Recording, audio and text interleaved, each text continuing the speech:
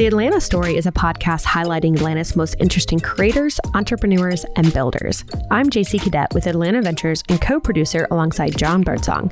In today's episode, Jon sits down with Shannon Heath Longino, Senior Vice President at Truist Bank, where she works on affordable housing initiatives. Shannon was raised by her grandmother, Eva Davis, in the storied East Lake Meadows neighborhood.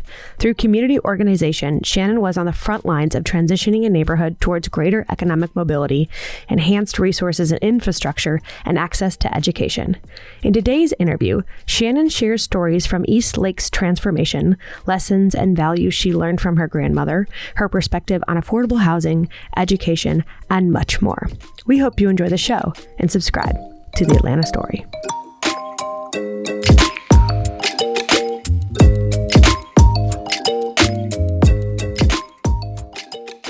Shannon Heath Longino, thank you so much for being on the Atlanta Story podcast today.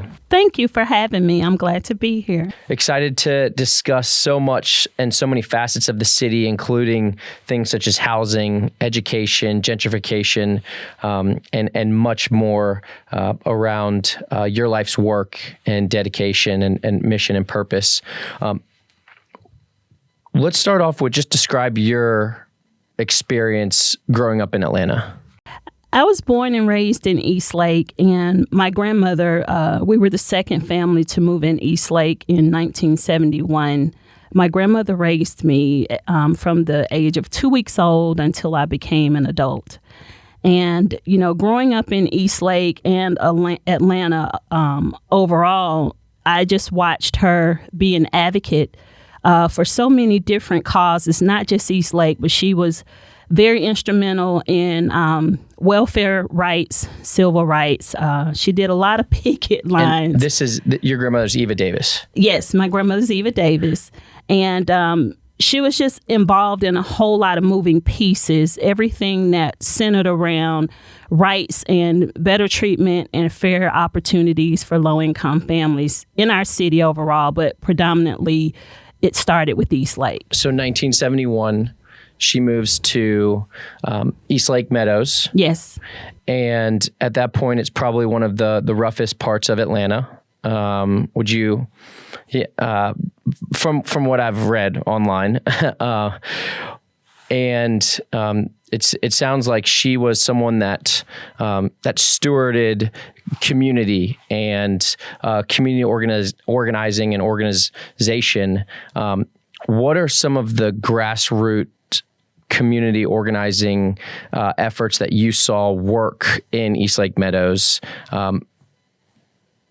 Well, East Lake did not start off as the place that we commonly read about or heard about. It started off as a viable community designed, you know, public housing started off where it was designed for whites. And eventually turned into housing and transitioned into housing for, blacks and blacks on a poverty level. And when we moved to East Lake, it was not referenced initially as we know it. It was called Little Vietnam.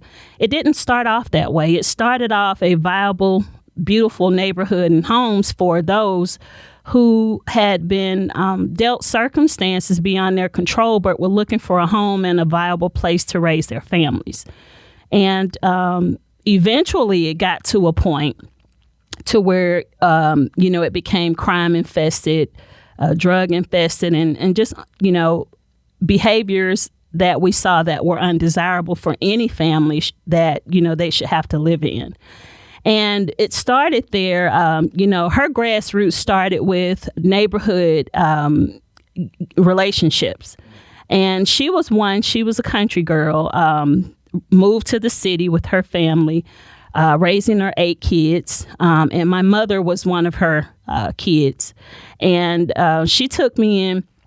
And basically what we saw was a neighborhood that started off one way, transitioning into something that was not becoming of a viable and uplifting neighborhood. And she quickly identified some of the areas by having relationships and those relationships built into communications, where people were looking for resolve. They were looking for positive outcomes in a situation in which we saw at the time that could quickly go another way, if not intervention being, a solution from her.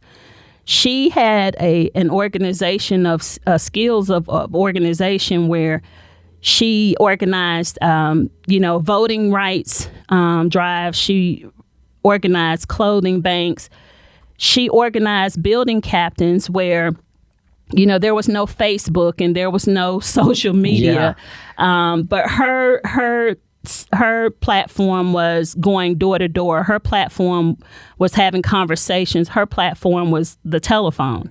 And, each time a family moved in, and East Lake consisted of 650 families. And she went door to door, established relationships, but she got to know people enough to know strengths and weaknesses. And she knew that, what she wanted to organize in East Lake, she couldn't do alone. I mean, East Lake was big as some cities because, small towns, have a population of 2,000 or more sometimes. And that was what was in our village. That was what was in East Lake. And with that, she understood in order to start taxing at some of the things that were coming up, such as the drug dealers and prostitution, the shootings, just the violent crimes and the behavior, she understood that she was going to need that village.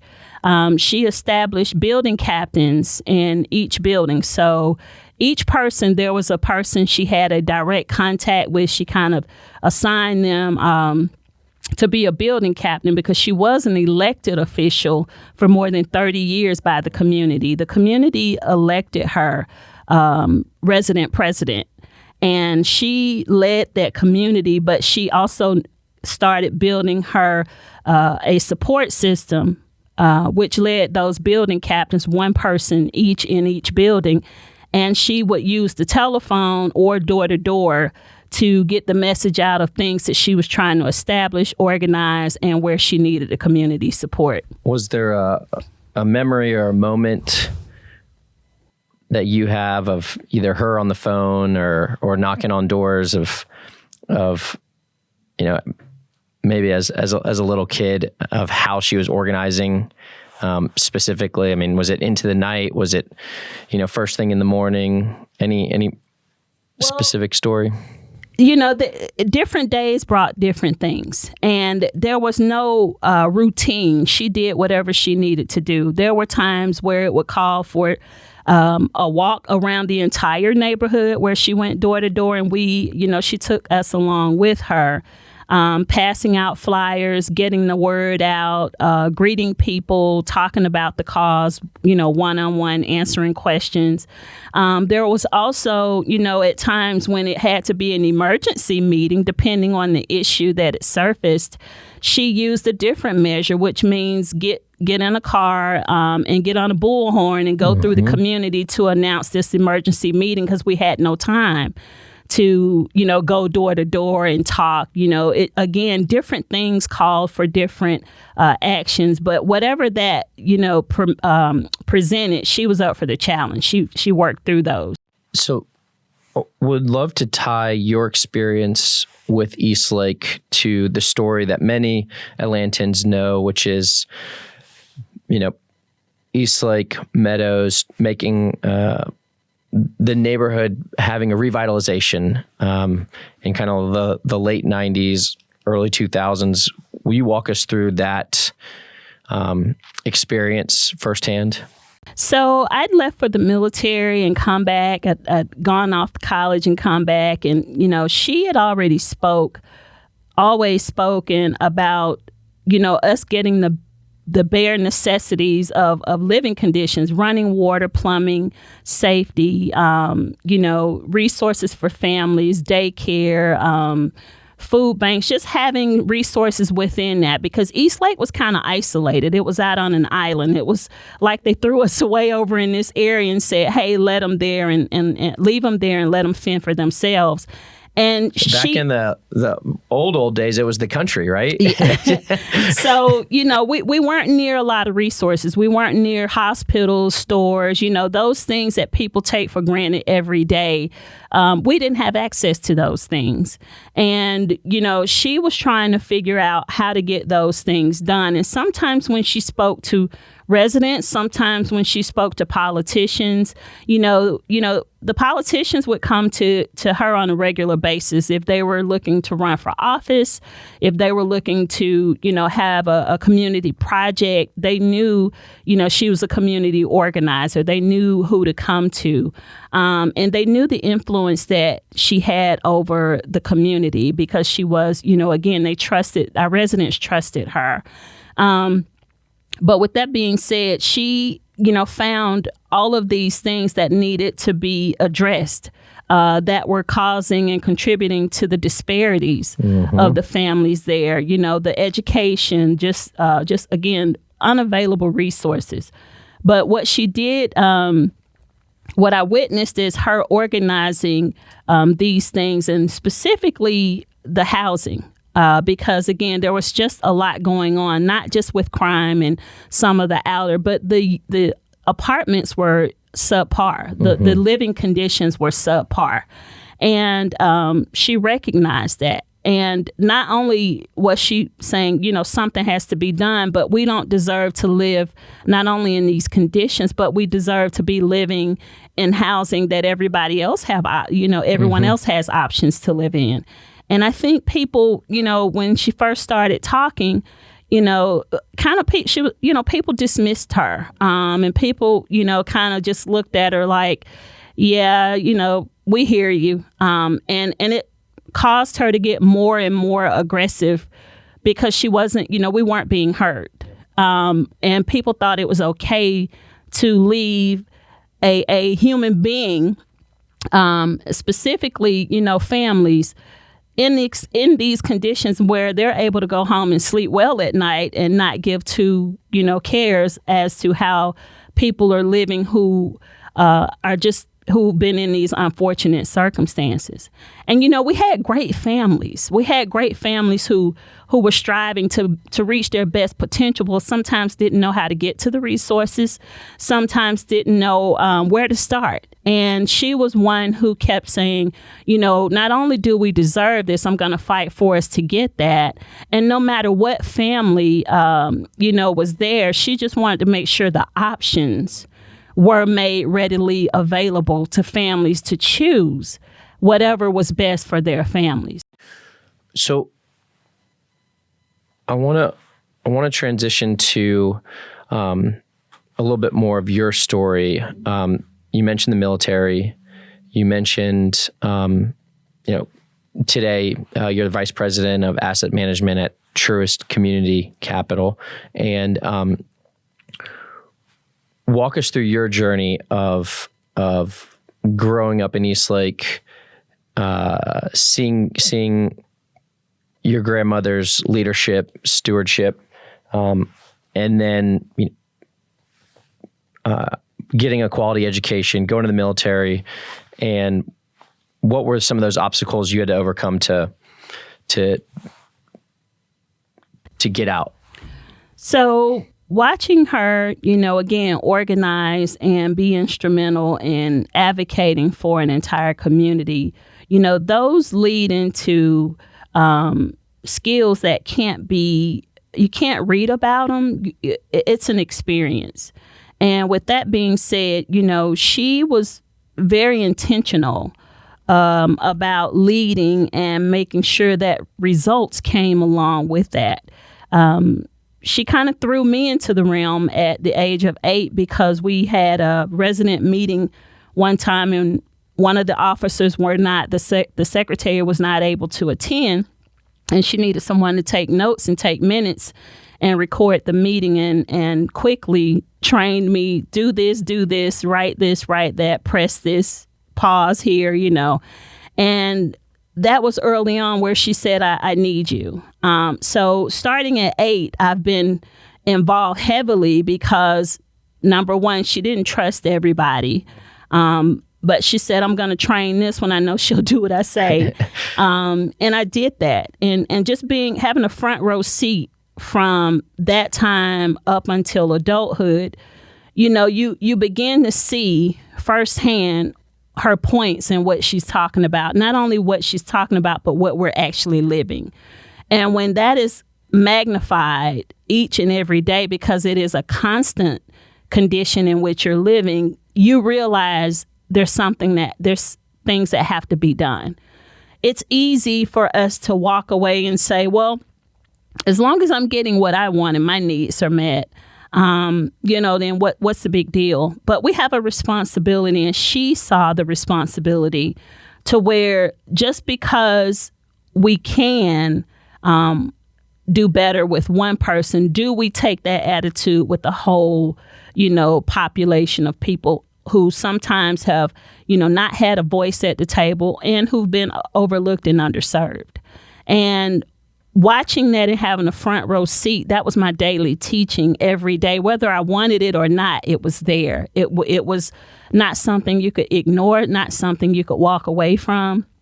But that leads into when I came back from college and the military, she was talking about it's time for us to renovate this place. It's time for us to do something about it.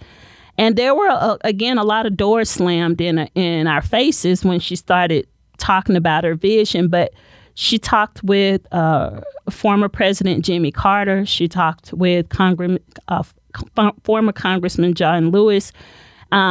She talked to, Bill Campbell. She talked to many people, Hosea Williams. She had this list of this Rolodex of resources where she called meetings to talk about her vision. And these people didn't dismiss her. They stepped up and said, how can we help? What can we offer from our part? And she gave them things to do. And they started doing them.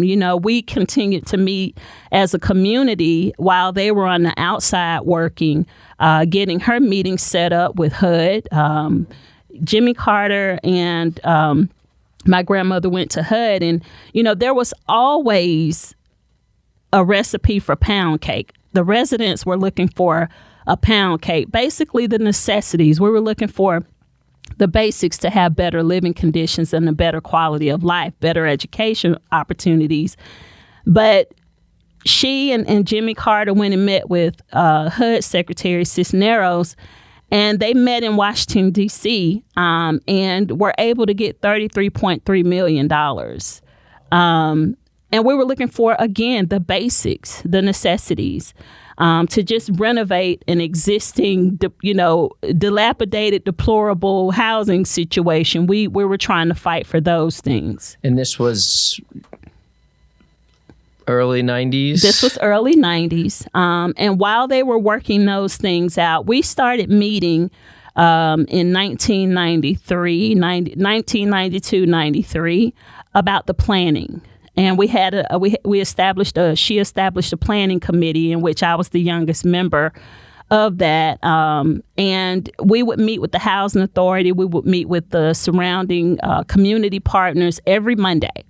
And attorneys from 4 p.m. to 10 p.m. And that took us a couple of years to get that off the ground. And, those meetings, again, going through a process, you continue to learn more and more about the dynamics of disparities and different perspectives of what disparity means, and then understanding where people and how people really feel about it, if they're serious about it or if it's just something that, they're talking a good game. So those meetings brought out a lot of different perspectives, sometimes good, sometimes bad, not an easy process. But going through that process, we were able to finally get things to a point where we could get to a meeting, the community meeting, and get a vote. After meeting for 6 years, we were able to call it to a community meeting vote, which did not go easy either. Leading up to those meetings, our apartment was firebombed twice because people were angry that we were trying to change the neighborhood. So, we had challenges not from just outsiders. We had some challenges internally because, again, change scares people. It caused people to panic because, here it is. I've adjusted to the dynamic of dysfunction and, my health and safety. I've learned how to operate under those conditions. But what I don't know how to operate is the uncertainty of what's next. And that's human behavior, not just pertaining to a low income family. That's human behavior. And I think people try to come up with a definition of why poverty exists or why low income families are in the situations where I think that's a bit being removed from the human dynamic and understanding that none of us choose what we're born into. None of us choose a situation, but once we're in a situation, again, human behavior, not just to a class, we make the best of the cards that we have dealt, and we play those cards. So, we got the vote, and it was not unanimous, but we did get a majority vote. And this was the vote for, we're either going to transition. What was the vote for specifically? The vote was to move forward with the plans and the revitalization of East Lake. And, that vote also was to put in other measures. I mean, just part of the revitalization came, a lot of supporting components that, it goes back to life skills, it goes to budgeting, it goes to rental assistance, it goes to teaching residents how to function outside of public housing, to go and be a good neighbor, to integrate into neighborhoods. Because what we did want, whether they, return to East Lake or not, we wanted our residents to have options to where no matter what neighborhood they lived in, you should not be able to go and ride by and look at someone's front door, somebody's front yard and say, oh, that's a low-income family, or that's a person from this neighborhood, or we want people to be able to have viable lives and thrive in whatever situation or condition in which they chose to live. We wanted all of our residents to return, but we also know that people opted out and took vouchers and wanted to move in different parts of the city because some looked at it as that would be their way out. But we had so many who wanted to return to this, it was their community, it was our community.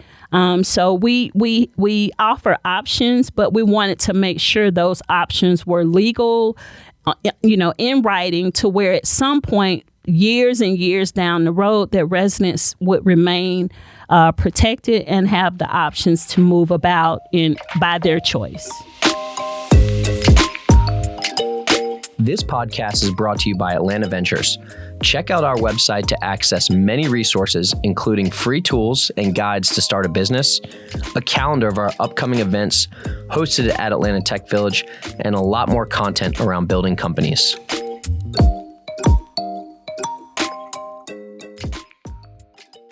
This has turned into a playbook.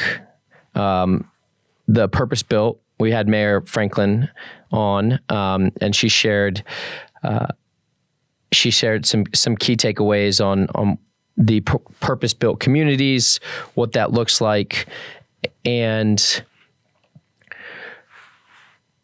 we asked, is this revitalization repeatable and scalable across the country? And I'd love to get your take on that. First of all, I love Mayor Franklin, and she's been a viable part of East Lake and helping us progress to where you see it is today. She's played a big part in that. But I would say it is an option. It is something that can be done because, number one, it's being done across the country. Now, I will say we remain the number one, and I'm a bit biased because we still have our own golf course. But, it can be done. And my thing of it is when you have people with purposeful intent to make the greater good with the commonality of that intention of residents and families, and just coming together, no matter the background, no matter, the money situation, because I think people, have played this, depending on who you talk to, as a pro or a con. Mm-hmm. And again, depending on who you speak to, they have mixed feelings about it. But I will say, from the families there who it impacted, I'm a product of how partnerships can work. I was not only at the table, but there were things that were presented, I would say, that typically would not be available to the average family. My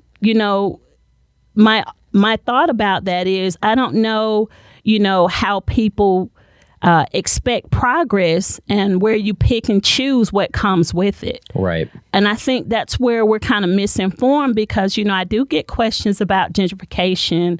I do get questions about the surrounding community and how it's thrived, and, people saying, what it used to be versus what it is now. But when we were fighting to get, East Lake where it is today, we were looking out for the families who had been overlooked and underserved. But we also understood that with anything that you touch where there's growth, it's going to people are going to pay attention. People are going to be drawn to this project that is called, that is catching national attention and remains to catch national attention. But what I would say to those who have a question about gentrification, how do you pick and choose what comes along with growth of a community? And what I will say, in the midst of people focused on the gentrification, think about the families who did not have options that I had. I mean, I was living in East Lake, but I was bused to Buckhead every day. But that wasn't an option for every child there. That wasn't an option for my playmates or my neighbors. Some of my cousins, my family, we were the first to attend Buckhead, and there was about 25 to 28 of us bused to Buckhead each day from East Lake to and from.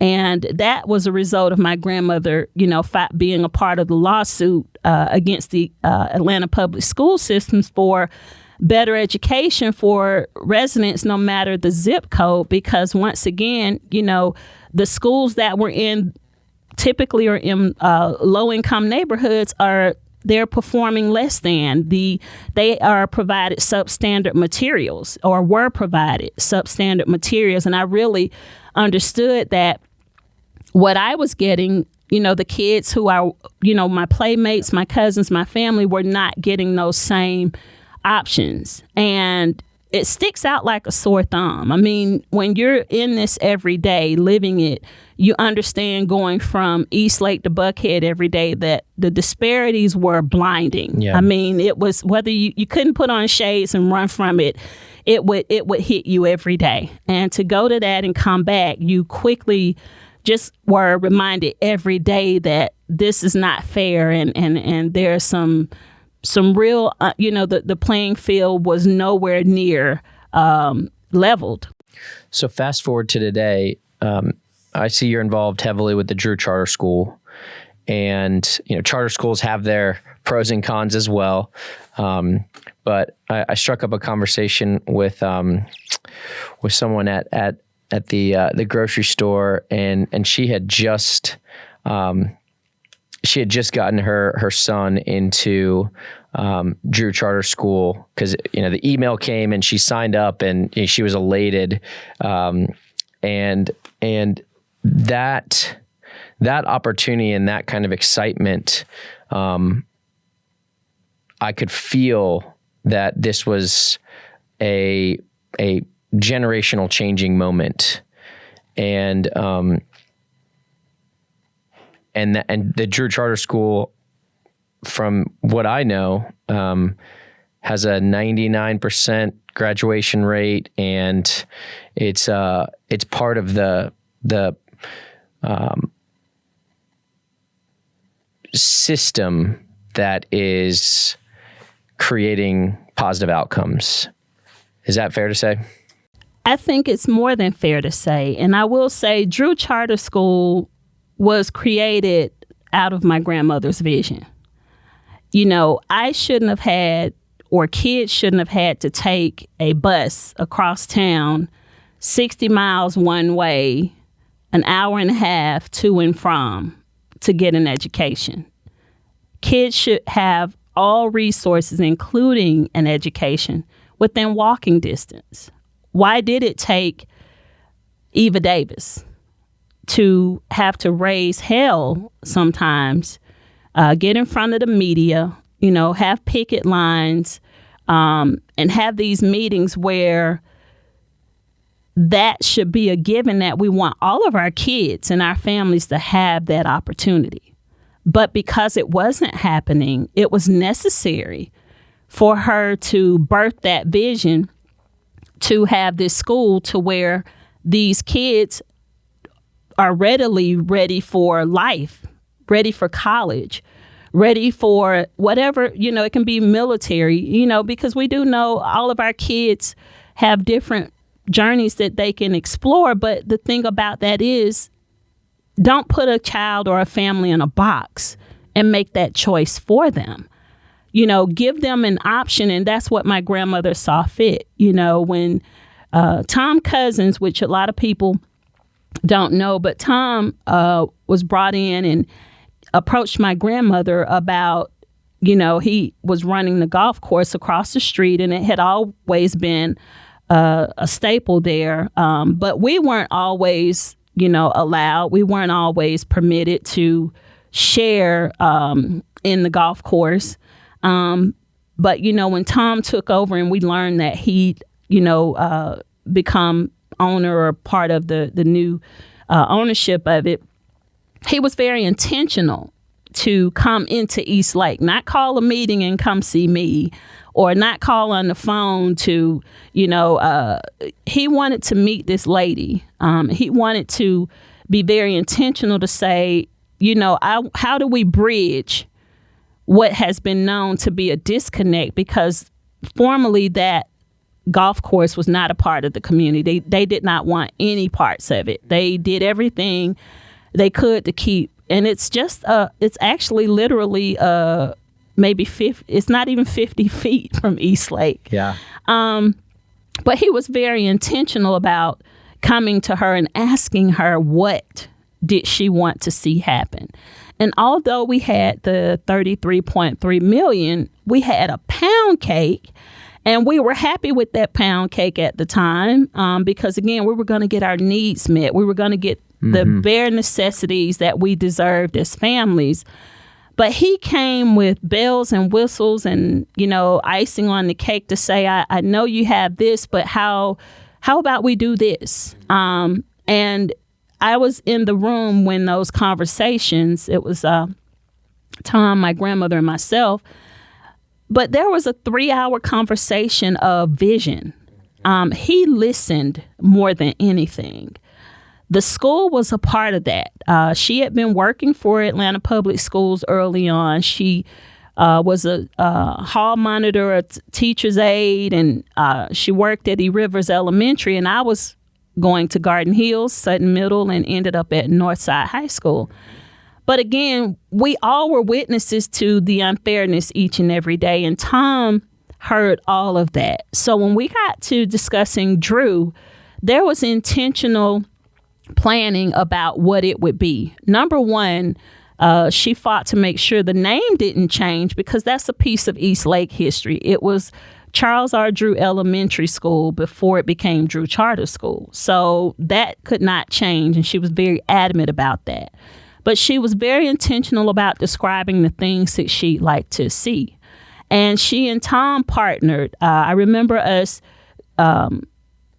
doing day trips where we flew to Chicago and St. Louis to get concepts of the YMCA. We wanted a state-of-the-art facility. We researched. We did homework to pour into what you see today. This wasn't just a fly-by-night. This was very intentional and very thought out.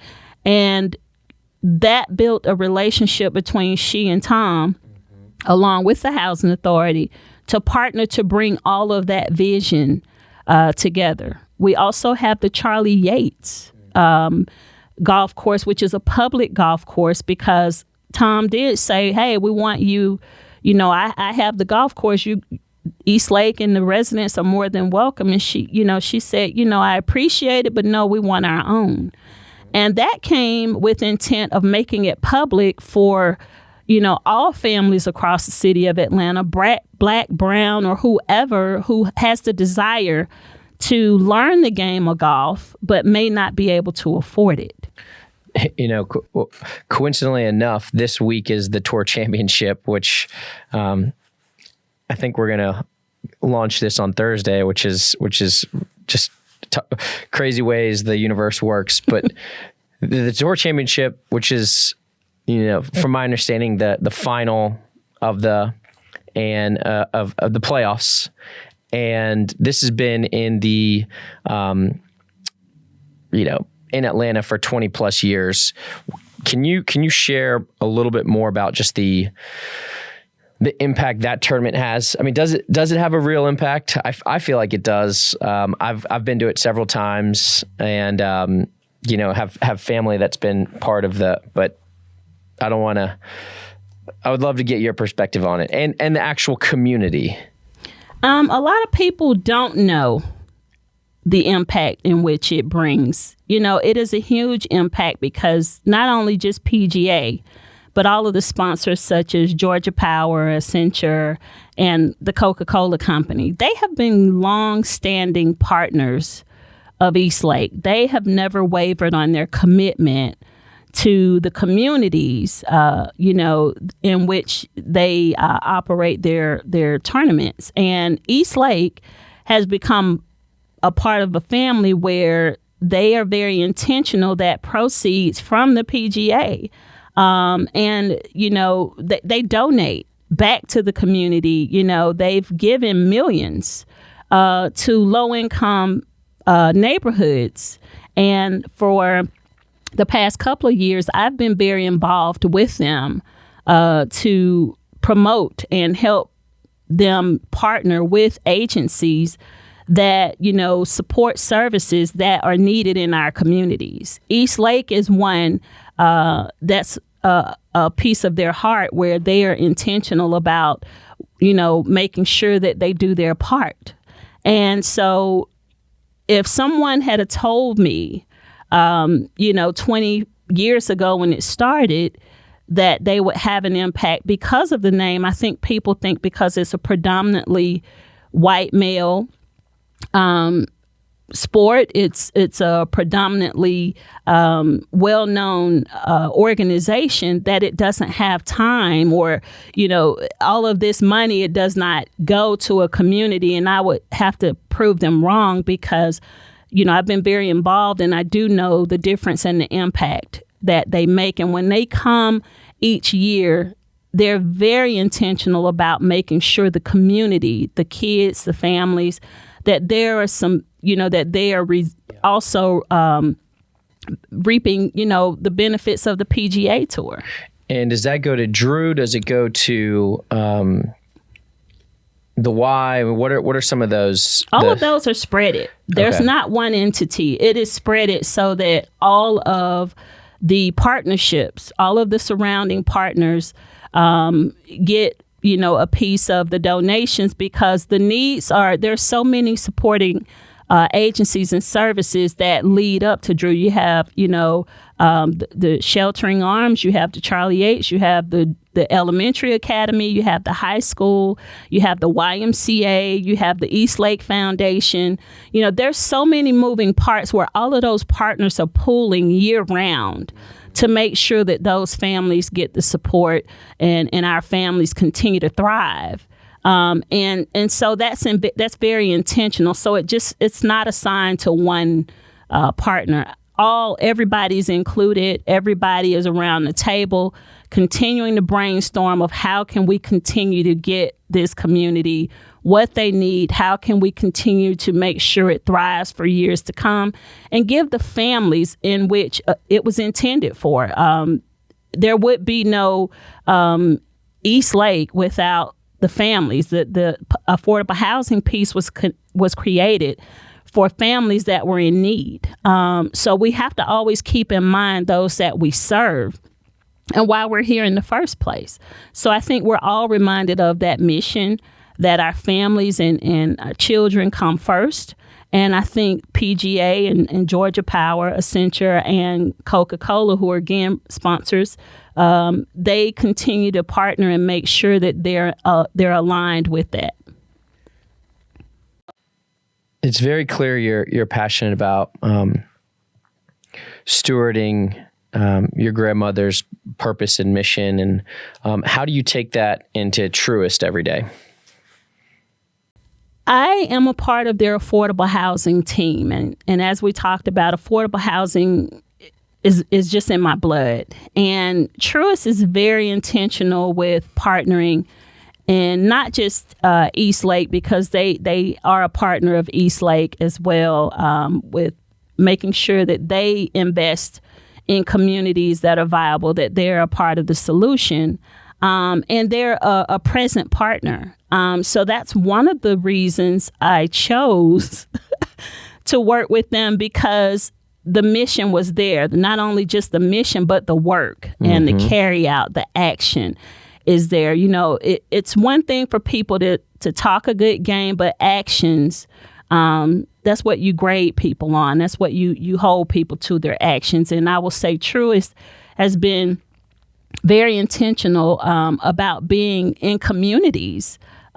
East Lake is one of them, but that's the work that we do in our division every day. Is we're providing affordable housing opportunities and supportive services to low-income families, you know, across our country. And that continues to grow, by the way. Yeah, I was going to ask, is that just in Atlanta or all across the Southeast? We're on the East Coast. We're in the Southeast, and we're moving a little bit Midwest. Yes. You know, so we're gradually expanding. But, I mean, Truist, again, they continue daily to find ways to be a part of the community and support it. Not just the communities, but the families, the supportive services, the businesses, because we know some of our families are looking to be entrepreneurs.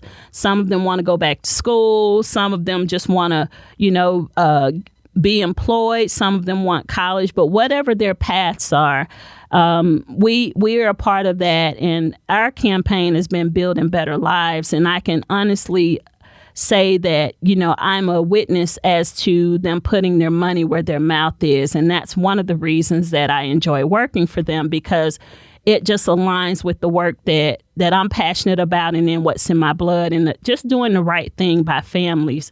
Even when it doesn't impact you, it impacts a broader and more populated group of people that, again, have been typically underserved and overlooked.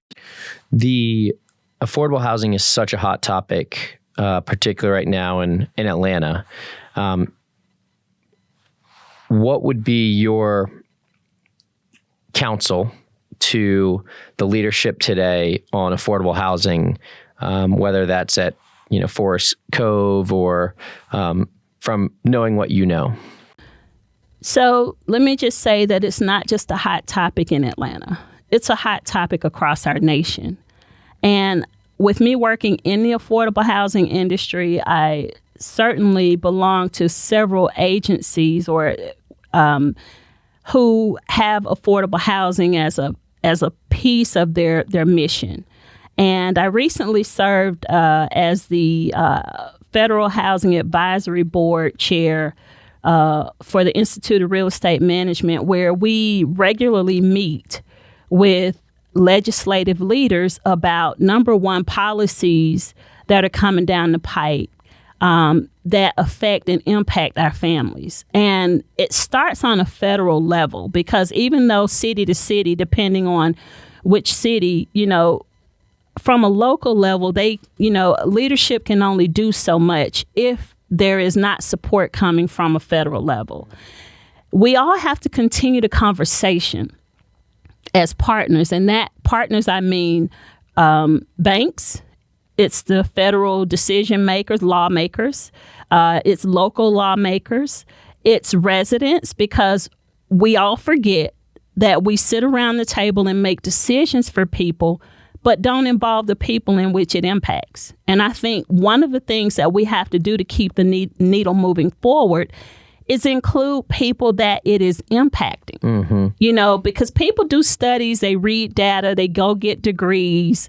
And it's not to discount their expertise, but what makes a partnership even more of a partnership and a community more viable, as you see, we learned with the East Lake setup, is that all partners are stakeholders, starting with the resident, starting from a business owner, starting from the school, starting from the healthcare workers. Like, there's so many moving pieces to what makes up a viable community. And I'm sure, like, you saw it firsthand, even with the, conversation with your grandmother and Tom Cousins. I mean, that didn't have to happen, right? And now there's a much more organic relationship on that firsthand. That makes sense.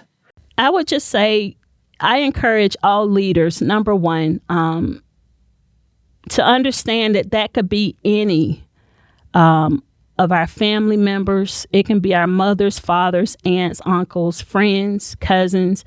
Just because it's not a situation that person who's in the decision-making chair to, if they can't relate, put yourself in a family member's shoes. Put yourself in a neighbor's shoes, or someone that you passed by who may be under a bridge or begging for money by the street.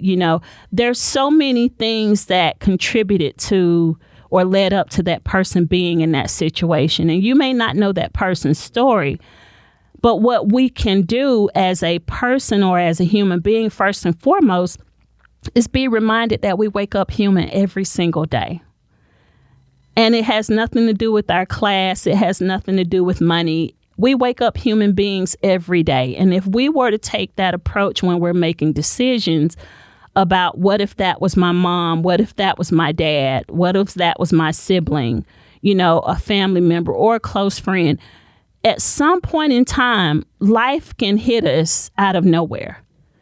And I say, if we walk with that compassion every day, not knowing what life will bring us tomorrow, but putting things in place to where if someone is faced with an obstacle, that there are options for them to overcome, that we can put things in place that can help them overcome and get back on their feet. And that starts with affordable housing. You think about every day that you leave your home. And if something's not in place there, if something's broken, if something's not working, it kind of starts your day where you go to work and you say, I'm going to have a bad day. So imagine that being an everyday situation for a family. Just make it easy for a family, no matter, and you don't have to meet the families, but put the options out there for those who are coming behind, those who are walking with, and just put those things out there for them to have those options, because at some point in time, we need to be reminded we're not self-made, and someone had to reach back and help us as well.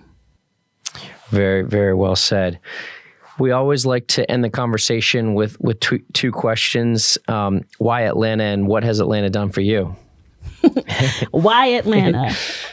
I eat, sleep, and breathe Atlanta. I think Atlanta's, if not the greatest city I've ever lived in, and it's not the only city, but I love Atlanta, what it stands for, there's so much history, and East Lake shares a lot of that history, because it's like looking at a book, knowing the introduction.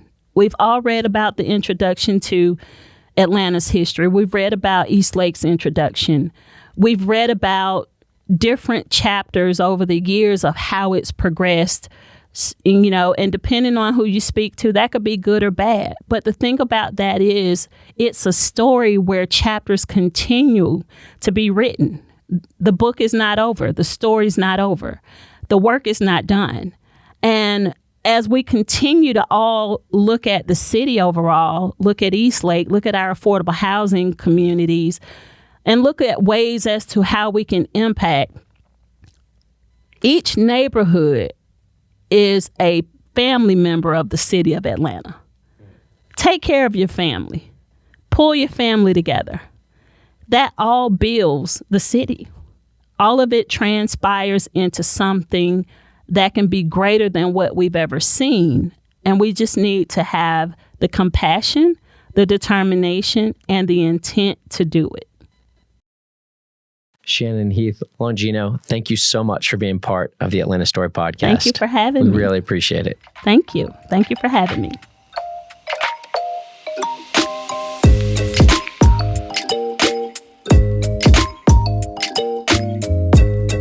This podcast is brought to you by Atlanta Ventures. It was co-produced by JC Cadet and Jon Birdsong.